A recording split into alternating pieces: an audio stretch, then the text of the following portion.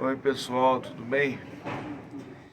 Estamos aqui para mais um vídeo e esse é o pós-jogo de Santos e Bragantino. É o seguinte, a situação do Santos ontem mostrou mais uma vez, o jogo ontem mostrou mais uma vez que assim, todo mundo é culpado. Não adianta a gente ficar culpando a, só os jogadores, só o treinador e só a diretoria. Não adianta isso. Todos são culpados. Mas se a gente for pegar em uma ordem de culpa, o primeiro culpado é o presidente do clube. É ele que contrata, é ele que toma todas as decisões do clube. O principal culpado é ele. Agora, os jogadores e o treinador também tem que, sabe, tem que ter uma responsabilidade nisso. Tem que ter uma responsabilidade, porque assim, o time, primeiro eu vou falar do treinador, né? O time não tem padrão de jogo, o time não tem, você não sabe como que o time joga, o time não tem um jeito de jogar, o time não tem um jeito de jogar. Esse treinador, eu perdendo a paciência, já tô perdendo a paciência desde o jogo contra o Corinthians. Eu fiz um vídeo lá falando tudo que aconteceu no jogo e falei que ele é o menos culpado. Eu continuo achando isso. Mas assim, se a gente for botar numa ordem de culpa, entre ele e os jogadores, eu acho que é 50-50. É 50% a culpa dele e 50% dos jogadores. Porque assim, gente, o time não tem padrão tático. O time não tem padrão tático, gente. Você não sabe como é que o Santos joga. O time não tem uma identidade. E ele já tá 6 meses aí, né, gente? 6 meses o cara tá aí. Então, assim, eu já tô me irritando com o Vojvoda, sério, eu tô me irritando. Depois desses 2 jogos aí, eu tô começando a me irritar já com o Vojvoda, porque ele é muito conservador. Ele é muito conservador, ele não ousa, ele não tenta alguma coisa diferente. E o elenco é ruim, o elenco é ruim, o elenco não tem peça suficiente.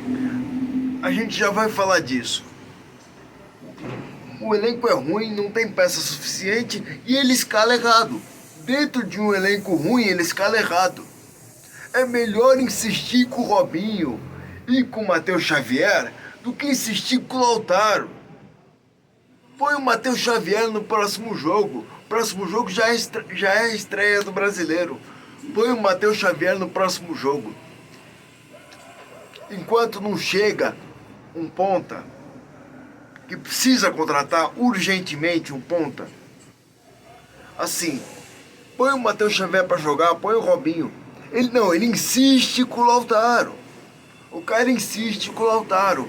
Ontem, assim, graças a Deus ele tirou o Zé Ivaldo. Graças a Deus ele tirou o Zé Ivaldo. O Luan Pérez deu mais segurança para a defesa. O Escobar ontem jogou bem. Fez o que ele sabe fazer de melhor, que é marcar. Jogou bem o Escobar. O Adonis jogou bem. A defesa foi muito bem ontem. O Mike foi bem. Não comprometeu. Fez o papel dele. Mas aí chega no meio campo, gente. No primeiro tempo a gente estava até bem. No primeiro tempo o Santos estava até bem no meio de campo. Mas assim, depois que o Arão saiu porque sentiu um desconforto, né, na coxa e foi substituído. Precisou ser substituído no intervalo.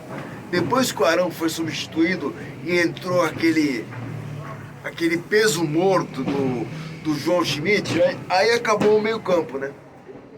Uma coisa que já estava complicada, o Vojvoda conseguiu piorar.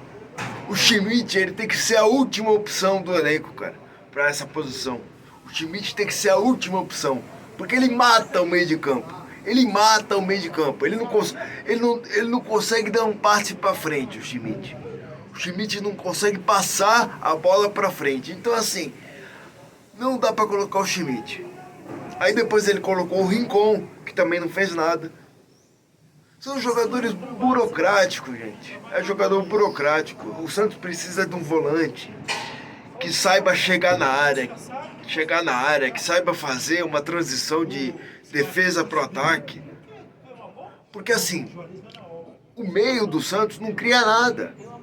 Não cria nada, porque primeiro, não tem um meia de criação. Não tem um meia de criação. E os volantes não tem ninguém que faça esse passe de transição da defesa para o ataque. Não tem ninguém que passe essa bola com qualidade da defesa para o ataque. Então assim fica difícil, porque assim o Rollraiser, ele tinha que jogar no meio, mas não adianta, ele fica se deslocando de um lado para o outro. Ele tinha que ficar parado no meio, só dando passe. Era isso que ele tinha que fazer, gente. Era isso que ele tinha que fazer.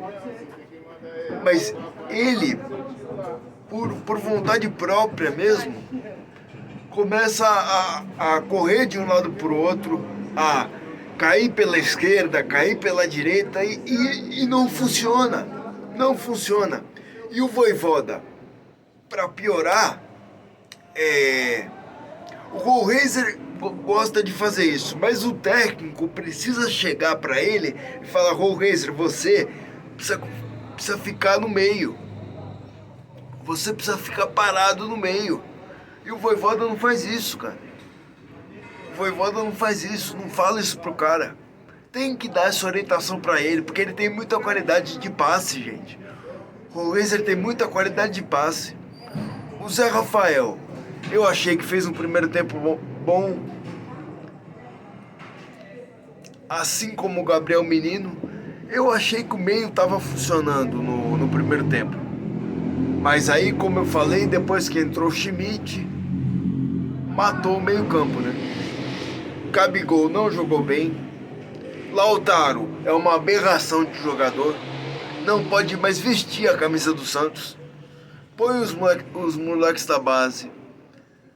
Deixa os moleques jogarem. É muito melhor do que colocar o Lautaro para jogar, gente. O próximo jogo, a minha escalação seria a seguinte: Brazão, Adonis Frias e Lua Pérez, Igor Vinícius e Escobar na defesa.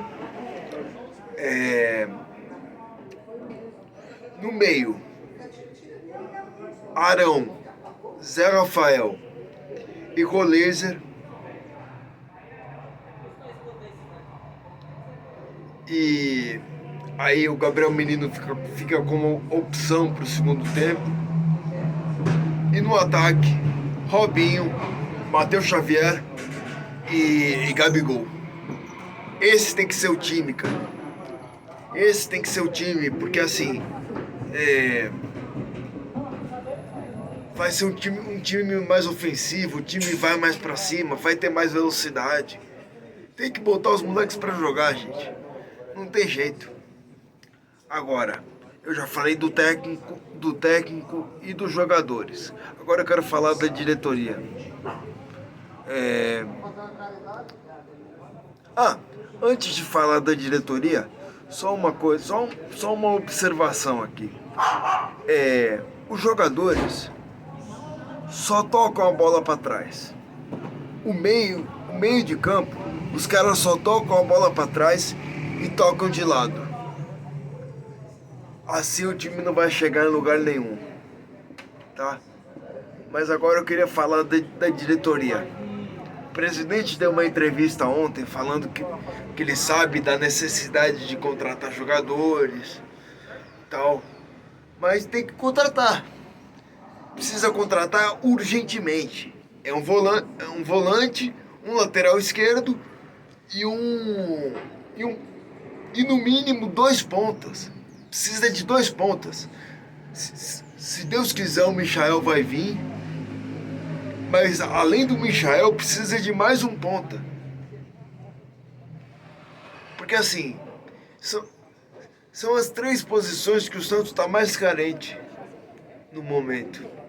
A diretoria precisa contratar, gente.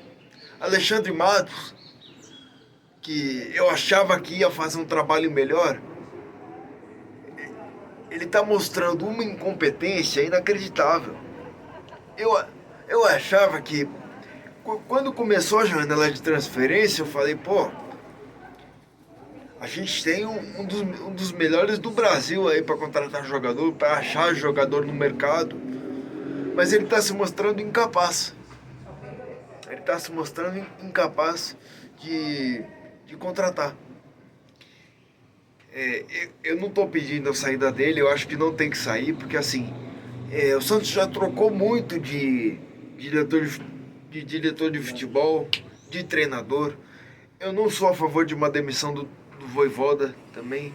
Não sou a favor, por mais que eu esteja irritado com ele, não esteja satisfeito com o trabalho dele até agora no Campeonato Paulista. Eu não estou gostando, não estou satisfeito. Mas eu não sou a favor de uma troca de comando técnico nem de diretoria de futebol. Então a gente tem que manter essa estrutura que o Santos tem hoje no futebol, mas tem que contratar. O Matos tem que contratar, o Vojvoda tem que escalar o time certo, e os jogadores também tem que, sabe, se doar um pouco mais em campo, tem que arriscar um pouco mais. O Santos tem que parar de ser um time burocrático.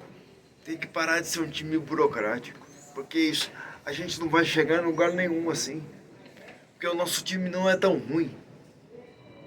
Mas é burocrático. O Zé Rafael precisa melhorar. Ontem eu achei que ele já jogou melhor, principalmente no primeiro tempo.